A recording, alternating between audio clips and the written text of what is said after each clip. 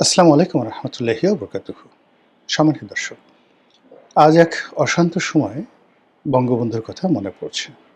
যখন এই ভিডিওটি করছি, তখন সারা বাংলাদেশ আনপ্রেডিক্টেবল।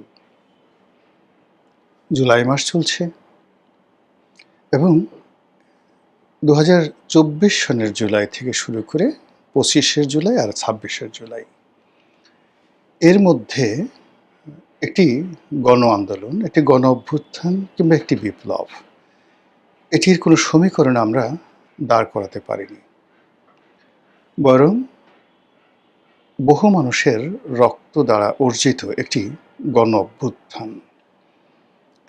সেই গণ অভ্যুত্থানকে নিয়ে যে টাউটারি হয়েছে, যে বাটপারি হয়েছে, যে ব্যবসা হয়েছে, যে বাণিজ্য হয়েছে, যে নোংরামি হয়েছে, যে জেনা হয়েছে, যে ব্যভিচার হয়েছে, ঘুষ হয়েছে, দুর্নীতি হয়েছে,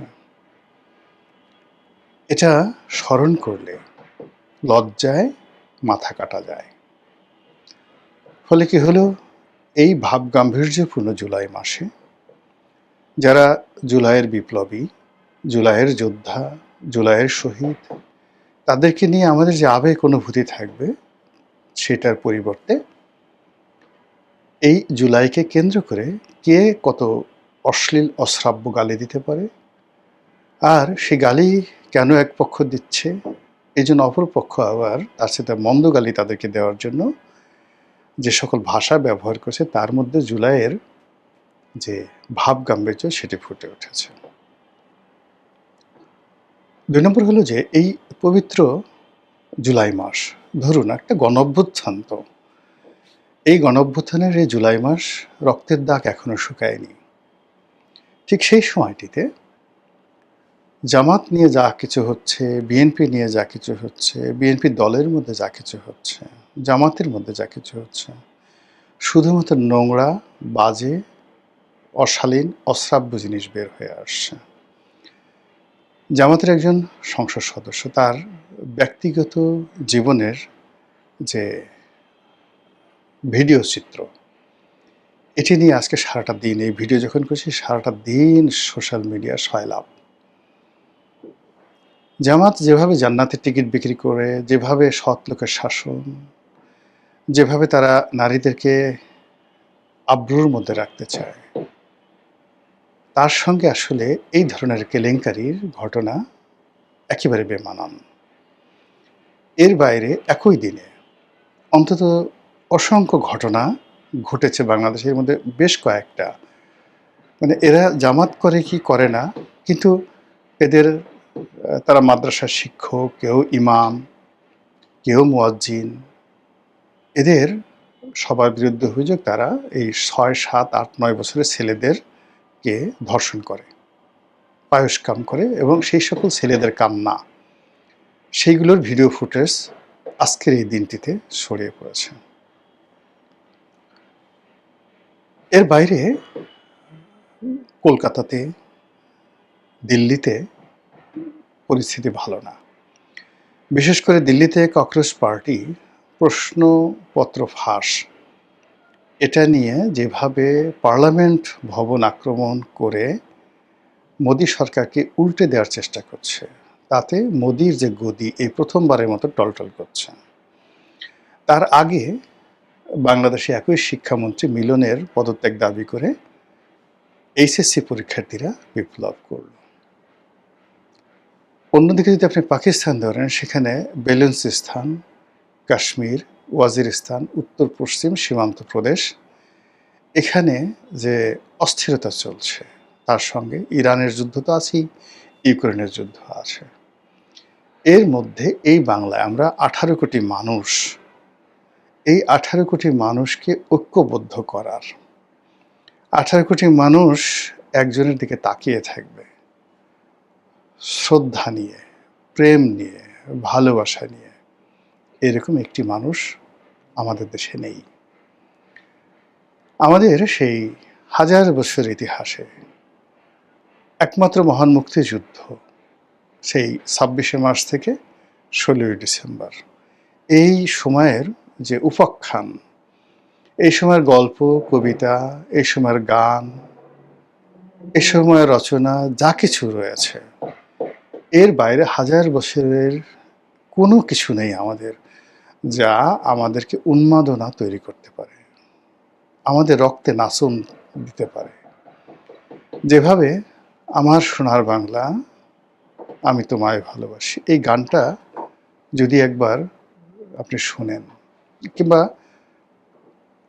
শুনে একটি মুজিবরের তরে লক্ষ মুজিবর, এই গানটি যদি শুনেন, যতদিন রবে পদ্মা মেঘনা যমুনা গৌরী বহমান, এই কবিতার পঙ্গক্তিগুলো যদি শুনেন, তাহলেই ৭১ আপনার সামনে চলে আসবে। একমাত্র আমাদের জাতি, ৭১কে কেন্দ্র করে আমরা সবাই ঐক্যবদ্ধ হয়েছিলাম। আর কখনো আমাদের ইতিহাসে হাজার বছরে আমরা কখনো এইভাবে ঐক্যবদ্ধ হতে পারিনি। দ্বিতীয়ত, এই ৭১কে কেন্দ্র করে আমাদের যে মর্যাদা, একে অপমান করার জন্য জামাত, শিবির, রাজাকার, আলবদর, আসাম, গুপ্ত, সুপ্ত, সেই পাকিস্তান জমানা থেকে এখন পর্যন্ত, এটা ভারতের সাজানো নাটক, এটা ট্রেইটার, এই কাজগুলো করেছে। এত সত্ত্বেও ৭১-এর নাম শুনলে মানুষের মাথা নত হয়ে যায়। ৭১-এর নাম শুনলে সাভার জাতীয় স্মৃতিসৌধের কথা এসে যায়। সাভার স্মৃতিসৌধে আপনি যখন যান, নিজের অজান্তে সবকটা জানালা খুলে দাও না, ওরা আসবে চুপি চুপি। এই যে মুক্তিযোদ্ধাদের জন্য আমাদের আকুতি, সবকটা জানালা খুলে দাও। আমাদের জন্য তারা জীবন দিয়েছেন। ৩০ কোটি মানুষ, ৩০ লাখ মানুষ, ২ লক্ষ মা বোন ইজ্জত হারিয়েছেন, তাদের আত্মা, তারা আসবে আমাদের কাছে, জানালাগুলো খুলে দাও।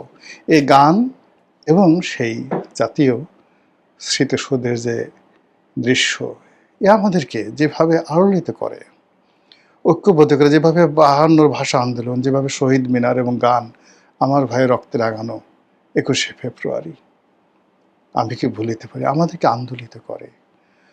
আর এ সকল ইতিহাসের সেই যে ধারাপাত, ৫২ থেকে শুরু করে আজকের দিন পর্যন্ত, এই জাতির মধ্যে একটি মূর্তি নাই, এই জাতির মধ্যে কোনো শব্দ নেই, কোনো অভিব্যক্তি নেই বঙ্গবন্ধু ছাড়া। যার সেই শব্দ আমাদের ঐক্যবদ্ধ করেছিল, যার সেই ভাষণ, কথাবার্তা এখনো আমাদেরকে উদ্বেলিত করে। এমনকি আওয়ামী লীগের যে ঘোর বিরোধী, বঙ্গবন্ধুর ঘোর বিরোধী, তারাও উদ্বেলিত হয়। তার কাছাকাছি যারা গিয়েছে, এ যেন এক পরশ পাথর। ঘোরতর বিরোধী জামাত, শিবির, গোলাম আজম, রাজাকার, আলবদর, আসাম, সবুর খান, কাদের মোল্লা, যারা বলেন না কেন, একবার যারা ওই মহামানবকে দেখেছেন, হাত মিলিয়েছেন, দূর থেকে দেখেছেন, কথা বলেছেন, ম্যাগনেটিক পাওয়ারের মতো ওই স্মৃতি ভুলতে পারেন না। ভুলতে পারেননি সালাউদ্দিন কাদের চৌধুরী, ভুলতে পারেননি ফজলুল কাদের চৌধুরী, সালাউদ্দিন কাদের চৌধুরীর বাবা, ভুলতে পারেননি এমনকি খন্দকার মোশতাক। এরকম ম্যাগনেটিক ক্ষমতা সম্পন্ন মহাপুরুষ এ বাংলায় আর আসেনি। আমরা ইতিহাসে বহু মানুষের নাম পড়ি, গিয়াসউদ্দিন আজম শাহের নাম পড়ি, বাঙালি ছিলেন না। আলাউদ্দিন হোসেন শাহের নাম পড়ি, কিন্তু একজন বঙ্গবন্ধু শেখ মুজিবুর রহমান খুব বেশি শিক্ষিত ছিলেন না, ধনী ছিলেন না, কিন্তু এমন একটা চুম্বক, কেন যেন সবাইকে টানে, সবাইকে একটা ঐক্যর দিকে নিয়ে যায়। এমনকি যেদিন তিনি নিহত হয়েছিলেন, সেদিনও সারা বাংলাদেশ স্তব্ধ হয়ে গিয়েছিল। How it is possible? তো আজকের এই অস্থিরতার দিনে, আজকের এই আনপ্রেডিক্টেবল একটা অবস্থার প্রেক্ষিতে একটি কণ্ঠ দরকার, একজন নেতা দরকার, যে পুরো জাতিকে ডাকবে, সবাই আসবে, সবাই ভালোবাসবে, সবাই নেতার কথা শুনবে। আর সেই নেতার যখন নাম আসে, উদাহরণ হিসেবে আসে বঙ্গবন্ধু শেখ মুজিবুর রহমানের নাম। আর এজন্য আমাদের রাজনীতিতে, আমাদের রাজনৈতিক ইতিহাসে বঙ্গবন্ধুর যে অপরিহার্যতা, এটা বাদ দেয়া যাচ্ছে না। অন্যদিকে ১৯৭১ থেকে আজ অবধি বহু ঘটনা ঘটেছে, বহু রাজনৈতিক উত্থান, বহু পতন, বহু মানুষ ক্ষমতা এসেছে। কত শাসক এলো, কত মন্ত্রী এলো, কত এমপি গেল, কিন্তু ৯ মাসের মহান মুক্তিযুদ্ধ যেভাবে মানুষকে দেশের প্রতি দরদি করে তুলেছিল, দেশের মানচিত্র, দেশের পতাকা, দেশের শস্য শ্যামল যে প্রকৃতি এবং পরিবেশ, মানুষের হৃদয়ের মধ্যে ছবি এঁকেছিল। যেভাবে পটুয়া কামরুল হাসান ছবি এঁকেছিলেন, জয়নুল আবেদিন ছবি এঁকেছিলেন, সেই ছবি শুধুমাত্র ৭১ দ্বারাই সম্ভব। সেই ছবি ২৪ দ্বারা সম্ভব নয়, সেই ছবি ৯০ দ্বারা সম্ভব নয়, বা ৭ই নভেম্বর দ্বারা সম্ভব নয়। কাজেই মুক্তিযুদ্ধকে বাদ দিয়ে এই বাংলাদেশ হবে না। মুক্তিযুদ্ধকে বাদ দিতে গেলে এই দেশের অস্তিত্ব থাকবে না, এই দেশ হারিয়ে যাবে। আল্লাহ আমাদের সবাইকে হেদায়েত দান করুন এবং হেফাজত করুন। আসসালামু আলাইকুম রহমতুল্লাহি ওয়া বারাকাতুহু।